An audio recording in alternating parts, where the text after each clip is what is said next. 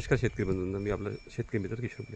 मी तुम्हाला सकाळी जे दाखवलं होतं ओळखा बरं कोणत्या फळाचं झाड आहे. तर मित्रांनो, हे शहदूत म्हणतो, याला आपण मराठीमध्ये शहदूत म्हणतो.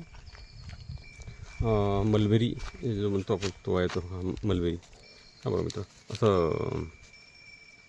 काय म्हणतात त्याला, आंबट गोडसर हे राहते मलबेरी. याच्यातून थोडं मोठा साईज होतो. आम्ही तुम्हाला एक ट्रायल म्हणून दाखवलं होतं तुम्हाला असं मलबेरी. तर याचं झाड आहे मित्रांनो. तर हे झाड एक आम्ही मेडिसिनमधून पण शेतात लावून ठेवलं आहे, की बायांना कसं ते उन्हामुळे जास्त घाम गेल्यामुळे थोडंसं घाबरल्यासारखं वेळ वाटते. तर बायाला आम्ही याचं पान देतो, की याच्या पानाचा चहा म्हणून प्यावा म्हणून. तर बाया दुसरं म्हणजे रेग्युलर होऊन जातात ते समजायचं.